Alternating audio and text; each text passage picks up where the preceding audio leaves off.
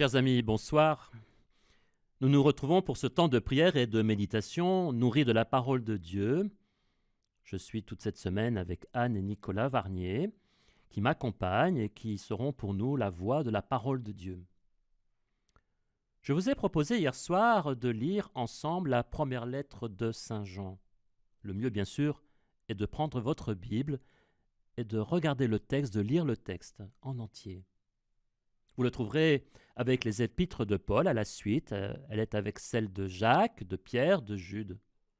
Un texte de 5 chapitres.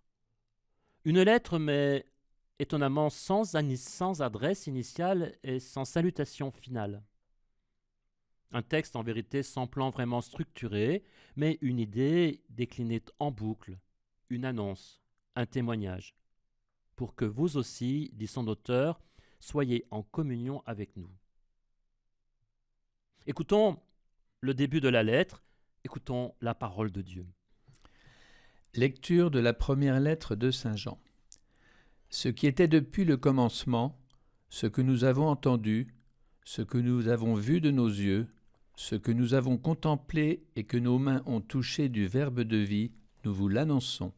Oui, la vie s'est manifestée, nous l'avons vue et nous rendons témoignage. Nous vous annonçons la vie éternelle qui était auprès du Père et qui s'est manifestée à nous. Ce que nous avons vu et entendu, nous vous l'annonçons à vous aussi, pour que vous aussi vous soyez en communion avec nous. Or nous sommes, nous aussi, en communion avec le Père et avec son Fils Jésus-Christ. Et nous écrivons cela afin que notre joie soit parfaite.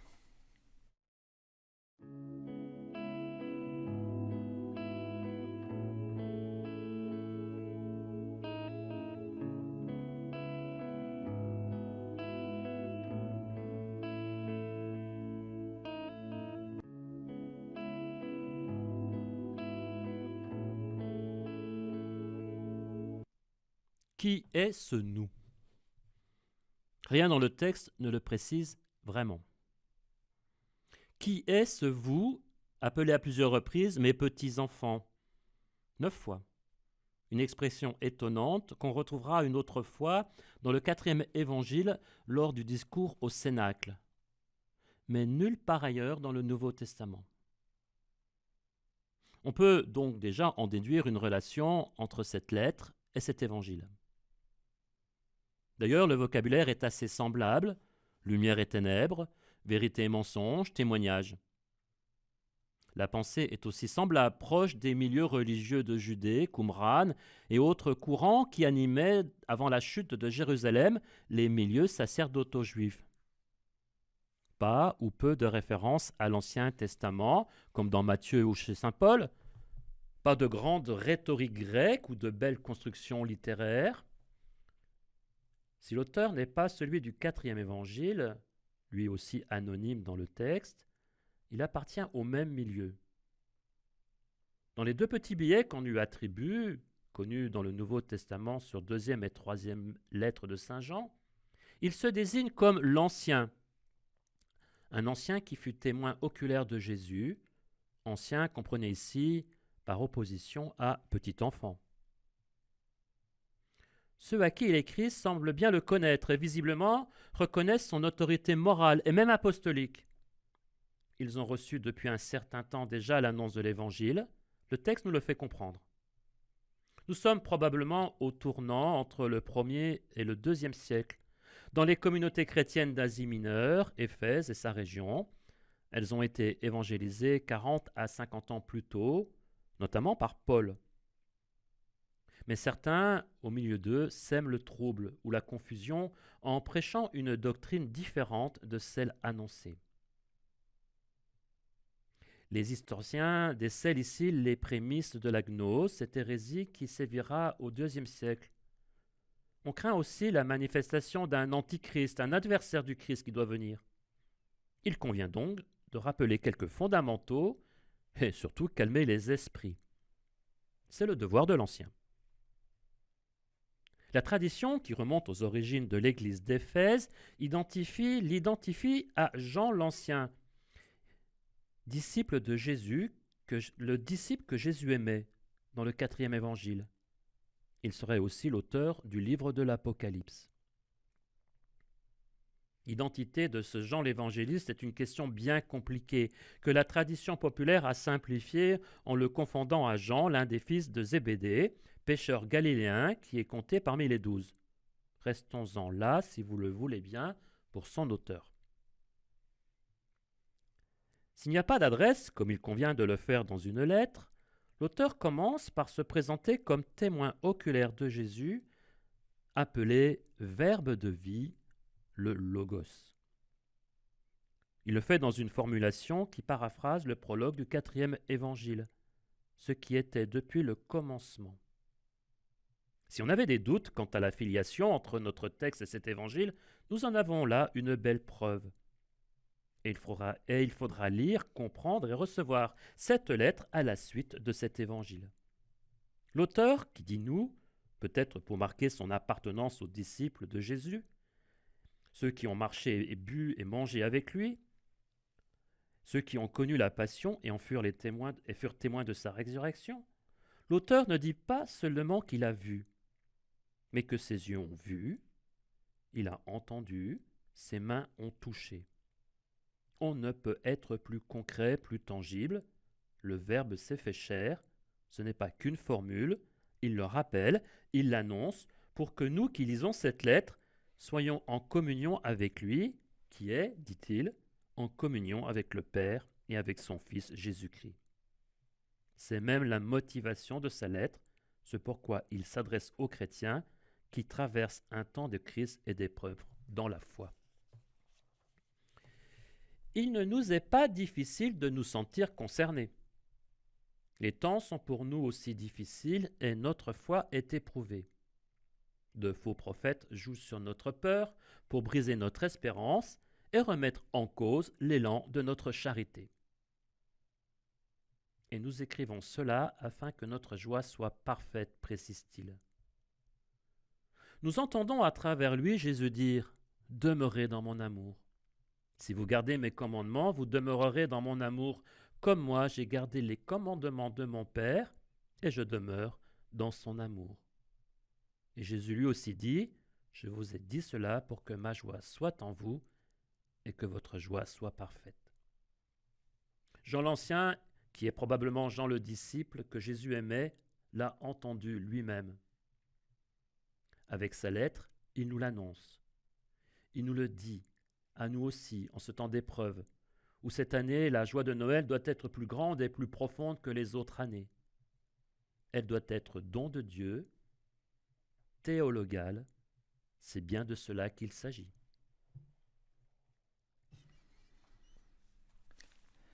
Parole de Dieu. Tel est le message que nous avons entendu de Jésus-Christ et que nous vous annonçons.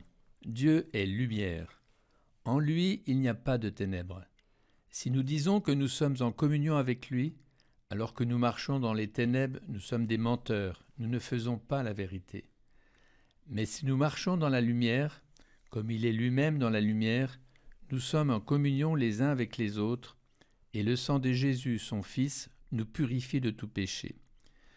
Si nous disons que nous n'avons pas de péché, nous nous égarons nous-mêmes et la vérité n'est pas en nous.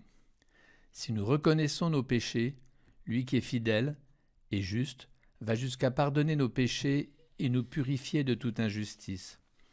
Si nous disons que nous sommes sans péché, nous faisons de lui un menteur et sa parole n'est pas en nous.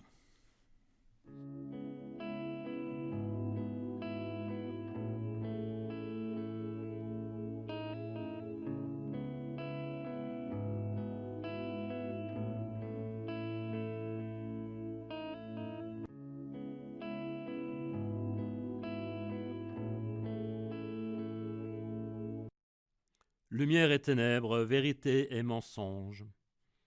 Le vocabulaire semble bien dualiste. En tout cas, il porte la trace d'une confrontation, d'une polémique qui traversait déjà tout le 4e évangile et qui devait certainement animer les communautés auxquelles il s'adresse. Mais il me semble que les deux mots clés de ce passage, et même de toute la lettre, sont communion et péché. L'un et l'autre étant à tenir ensemble comme lumière et ténèbres, vérité et mensonge. En méditant sur la sainteté lors de la fête de Toussaint avec vous, Nous avons vu que le mot koinonia, que l'on peut traduire par communion, participation, est commun à Paul et à notre auteur. Cette communion a deux dimensions essentielles, l'une verticale et transcendante, signifiant la relation de tous les fidèles avec Dieu, l'autre horizontale, signifiant le lien de tous les fidèles en tout temps et en tout lieu. Elle exprime une expérience vécue dès la naissance de l'Église par les chrétiens. Ceux-ci forment une communion unie et sanctifiée par le partage des mêmes choses saintes et en premier chef l'Eucharistie. Au chapitre 2, notre auteur fait référence à une onction que ses lecteurs ont reçue. On peut le comprendre au sens métaphorique. Je crois qu'il faut le comprendre au sens bien concret d'une onction qu'ils ont reçue le jour de leur baptême. Les chrétiens, unis par le don de l'Esprit Saint, partagent la parole, célèbrent les sacrements et font fructifier ces dons dans leur vie. Et ainsi, ils vivent en communion entre eux et donc avec Dieu. Ils marchent dans la lumière et font la vérité, pour reprendre le vocabulaire joannique. Et donc, ce qui rompt cette communion entre les fidèles et les fidèles avec Dieu est précisément le péché, marcher dans les ténèbres, mentir, ne pas faire la vérité. On pourrait en rester là. Et c'est certainement ce que faisaient les fauteurs de troubles et ceux qui cherchaient à leur répondre aussi. Il y a les bons, nous, il y a les mauvais, eux, ceux qui ne disent pas comme nous, ceux qui ne font pas comme nous. Le diviseur est à l'œuvre. Mais Jean le sait, comme Paul, nous sommes tous pécheurs. Si nous disons que nous ne sommes pas sans péché, nous faisons de lui un menteur et sa parole n'est pas en nous. Et c'est par grâce que nous sommes pardonnés. C'est, dit Jean, le sang de Jésus qui nous purifie de tout péché. La gnose émergente dans les communautés d'Éphèse et sa région a commencé comme cela. Le mot veut dire savoir, connaissance.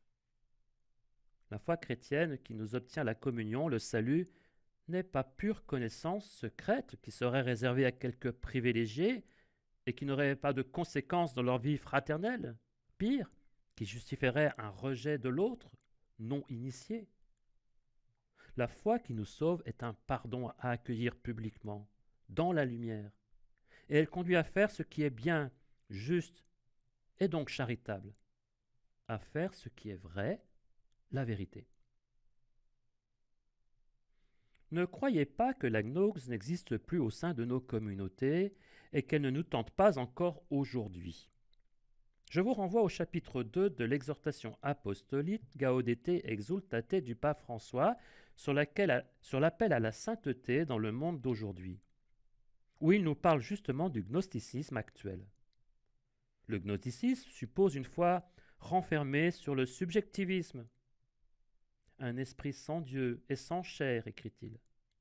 Grâce à Dieu, tout au long de l'histoire de l'Église, il a toujours été clair que la perfection des personnes se mesure par leur degré de charité et non pas par la qualité des données et des connaissances qu'elles accumulent. Ce sont les numéros 36 et 37, si vous voulez aller les voir.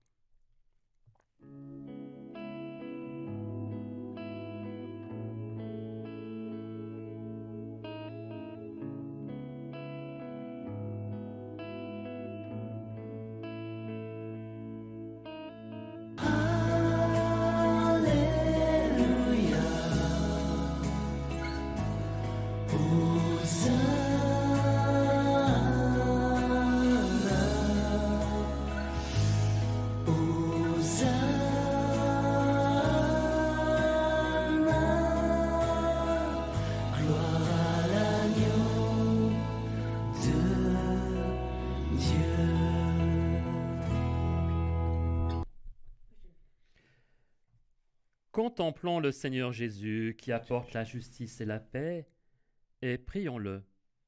Nous le prions avec le psaume 71, c'est le grand psaume de l'Épiphanie. Psaume. Tous les rois se prosterneront devant lui, tous les pays le serviront. Dieu, donne au roi tes pouvoirs, à ce fils de roi ta justice, qu'il gouverne ton peuple avec justice, qu'il fasse droit aux malheureux. Montagnes, portez au peuple la paix, collines, portez-lui la justice, qu'il fasse droit aux malheureux de son peuple, qu'il sauve les pauvres gens, qu'il écrase l'oppresseur. En ces jours-là fleurira la justice, grande paix jusqu'à la fin des lunes, qu'il domine de la mer à la mer et du fleuve jusqu'au bout de la terre. Le psalmisme invoque pour nous la justice pour les peuples et le droit pour les malheureux. Prions pour tous les peuples de la terre, pour leurs dirigeants et ceux qui exercent des responsabilités publiques. Que la satisfaction des intérêts personnels ou particuliers n'écrase pas les plus faibles et les plus démunis, mais que la recherche du bien commun soit au cœur de leurs décisions. Prions pour ceux qui souffrent d'injustice, ceux à qui on ne donne pas ce dont ils ont besoin pour vivre, ceux privés de leurs droits civiques, de leur liberté de s'exprimer, ceux qui n'ont pas accès à l'éducation et à la culture. Dieu est lumière, dit Jean. Vous êtes la lumière du monde, dit Jésus, de même que votre lumière brille devant les hommes. Prions pour nous-mêmes, pour la communion de l'Église, qui est communion avec le Père et avec son Fils Jésus-Christ. Qu'au milieu de toutes ces lumières artificielles, que nous sachions distinguer la vraie lumière et accueillir en Jésus la lumière du monde. Que notre lumière brille devant les hommes, afin qu'en voyant ce que nous faisons de bon, ils rendent gloire à Dieu. Notre Père, qui es aux cieux, que ton nom soit sanctifié, que ton règne vienne, que ta volonté soit faite sur la terre comme au ciel. Donne-nous aujourd'hui notre pain de ce jour.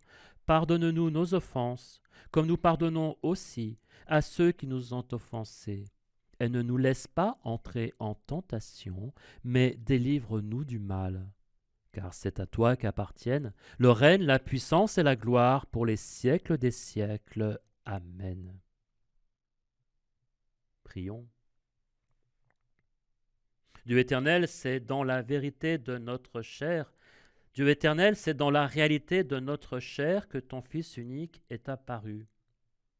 Puisque nous reconnaissons que son humanité fut semblable à la nôtre, donne-nous d'être transformés par lui au plus intime de notre cœur. Lui qui règne avec toi dans l'unité du Saint-Esprit, aujourd'hui et pour les siècles des siècles. Amen. Et que Dieu Tout-Puissant vous garde et vous bénisse, le Père, le Fils et le Saint-Esprit. Amen.